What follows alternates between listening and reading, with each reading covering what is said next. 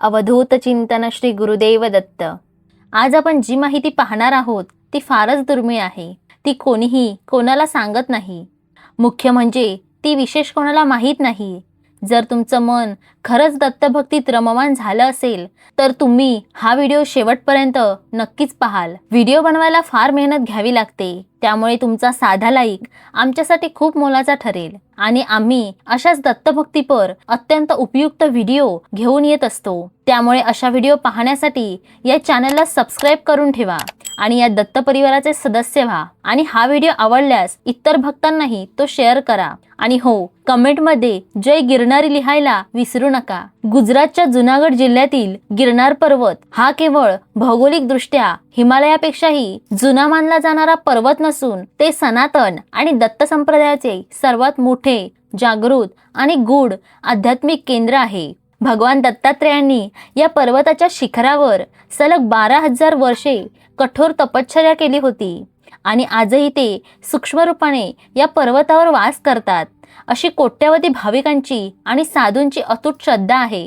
गिरनारच्या मुख्य 10,000 पायऱ्यांच्या मार्गाव्यतिरिक्त या पर्वताचा अथांग विस्तार अतिशय घनदाट जंगलांनी, धोकादायक दऱ्यांनी आणि शेकडो अंधाऱ्या गुहांनी वेढलेला आहे। या गुहांमध्ये चालणारी गुप्त साधना हा सामान्य मानवी बुद्धीच्या पलीकडचा अत्यंत कडक आणि तितकाच प्रामाणिक आध्यात्मिक प्रवास आहे, ज्याचे वास्तव अत्यंत कठोर नियमांवर आधारलेले आहे। या गुहांमधील साधनेचे सर्वात पहिले आणि महत्त्वाचे सत्य म्हणजे ही साधना कोणत्याही पुस्तकातून किंवा इंटरनेटवरून शिकता येत नाही। नाथ संप्रदाय, अवधूत मार्ग आणि नागा साधूंच्या परंपरेमध्ये ही साधना पूर्णपणे गुरु शिष्य परंपरेवर चालते। जेव्हा एखादा साधक संसार सोडून किंवा तीव्र वैराग्य धारण करून गिरनारवर येतो तेव्हा त्याला थेट गुहेत प्रवेश मिळत नाही। उच्च कोटीचे सिद्ध पुरुष आधी त्या साधकाची अनेक वर्ष परीक्षा घेतात। साधकाचा अहंकार, वासना, भय आणि मानसिक स्थिरता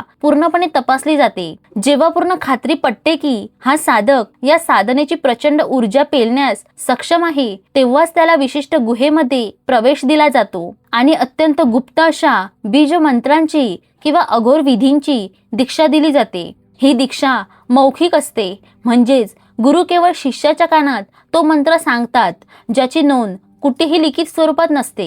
गुहेत राहून केली जाणारी ही शारीरिक आणि मानसिक साधना अत्यंत खडतर असते। गिरनारच्या अनेक गुप्त गुहा अशा आहेत जिथे सूर्यप्रकाश कधीच पोहोचत नाही। तीव्र थंडी, पाऊस किंवा जंगलातील हिंस्र श्रापदे अशा कोणत्याही बाह्य परिस्थितीचा साधकावर परिणाम होऊ नये म्हणून शरीराला काठिण्य प्राप्त करून दिले जाते। या साधनेदरम्यान अन्न आणि पाण्याचा त्याग हा सर्वात मुख्य भाग असतो। गिरनारच्या जंगलात मिळणाऱ्या काही दुर्मिळ वनस्पती आणि जडीबुटींचे ज्ञान या साधूंना असते। त्या विशिष्ट जडीबुटींच्या सेवनाने साधकाची भूक आणि तहान 6 महिन्यांपर्यंत पूर्णपणे नाहीशी होते, ज्यामुळे ते अखंडपणे एकाच आसनावर बसून ध्यान करू शकतात। या अवस्थेला वायुभक्षण किंवा खेचरी मुद्रा असे म्हणतात, ज्यामध्ये साधक केवळ वातावरणातील प्राणवायू आणि वैश्विक ऊर्जेवर जिवंत राहतो। साधनेचा मुख्य गाभा हा मंत्रजप आणि कुंडलिनी जागरण याभोवती फिरतो। गुहेतील पूर्ण अंधारात, जिथे बाह्य जगाचा कोणताही आवाज येत नाही, साधक स्वतःच्या श्वासावर आणि गुरूंनी दिलेल्या दत्त मंत्रावर लक्ष केंद्रित करतो। या मंत्रोच्चारामुळे गुहेच्या मर्यादित जागेत ध्वनीची अशी विशिष्ट कंपने निर्माण होतात, जी साधकाच्या शरीरातील सुप्त चक्रांना जागृत करू लागतात। दत्तात्रेयांच्या गिरनार गमन साधनेमध्ये मनाला पूर्णपणे शून्य करावे लागते। जेव्हा मन पूर्ण शांत होते तेव्हा साधकाला या गुहांमध्ये अलौकिक प्रकाशाचे दर्शन होते किंवा अत्यंत सुवासिक गंध जाणवू लागतो, ज्याला आध्यात्मिक भाषेत सिद्धींचे आगमन म्हटले जाते। तसेच या गुहांमधील साधनेत कालभैरव साधना आणि शक्ती साधना यांचेही प्रचंड महत्त्व आहे। गिरनारचे कालिका शिखर हे तंत्र साधनेचे मुख्य केंद्र मानले जाते। येथील गुहांमध्ये रात्रीच्या 3ऱ्या प्रहरात म्हणजेच मध्यरात्रीनंतर केल्या जाणाऱ्या साधनांमध्ये निसर्गातील अदृश्य शक्तींना अनुकूल केले जाते। परंतु ही तांत्रिक साधना कोणाचे वाईट करण्यासाठी नसते, तर स्वतःच्या आत्म्याला ब्रह्मांडाच्या अंतिम सत्याशी जोडण्यासाठी आणि मृत्यूचे भय पूर्णपणे नष्ट करण्यासाठी असते। या साधनेदरम्यान साधकासमोर अनेक प्रकारची भयप्रद विघ्ने येतात, जसे की विचित्र आवाज ऐकू येणे किंवा भयानक आकृत्या दिसणे. जर साधक घाबरला किंवा त्याचे मानसिक संतुलन बिघडले तर तो कायमचा वेडा होऊ शकतो. याच कारणामुळे 1947च्या सुमारास या गुहांचे रहस्य शोधायला गेलेल्या काही ब्रिटिश सैनिकांपैकी बहुतांश जणांचे मानसिक संतुलन बिघडले होते, कारण बाह्य जगातील विज्ञान या आंतरिक ऊर्जेचा सामना करू शकत नाही. या साधनेचा अंतिम उद्देश हा भगवान दत्तात्रेयांची प्रचिती किंवा त्यांच्याकडून अनुग्रह मिळवणे हाच असतो.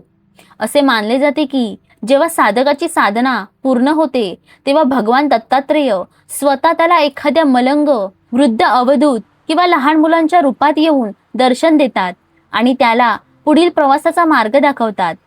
गिरनारच्या गुहांमध्ये आजही असे अनेक अमर योगी आणि सिद्ध पुरुष राहतात ज्यांना सामान्य डोळ्यांनी पाहणे अशक्य आहे. ते केवळ त्यांच्याच समोर प्रकट होतात ज्यांची साधना उच्च पातळीवर पोहोचलेली असते. सर्वात महत्त्वाचे म्हणजे या गुप्त साधनेचा एक कठोर अलिखित नियम आहे, तो म्हणजे गोपनीयता. साधनेदरम्यान साधकाला जे काही अनुभव येतात, ज्या सिद्धी मिळतात किंवा ज्या शक्तींचे दर्शन होते ते त्याला जन्मभर अत्यंत गुपित ठेवावे लागते. जर साधकाने अहंकारापोटी किंवा कौतुकासाठी या गोष्टी जगासमोर उघड केल्या तर त्याची वर्षानुवर्षांची तपश्चर्या एका क्षणात नष्ट होते आणि तो त्या पवित्र ऊर्जेपासून वंचित होतो. याच कारणामुळे गिरनारच्या गुहांमधील वास्तविक विधी, मंत्र आणि तिथले दिव्य अनुभव आजही सामान्य जगासाठी पूर्णपणे अज्ञात आणि एक गूढ रहस्य बनून राहिले आहेत.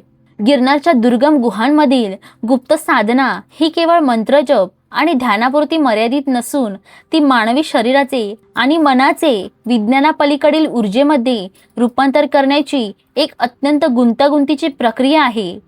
या साधनेचे आणखी एक सर्वात मोठे सत्य म्हणजे कायाकल्प आणि रसविद्येचा प्रयोग.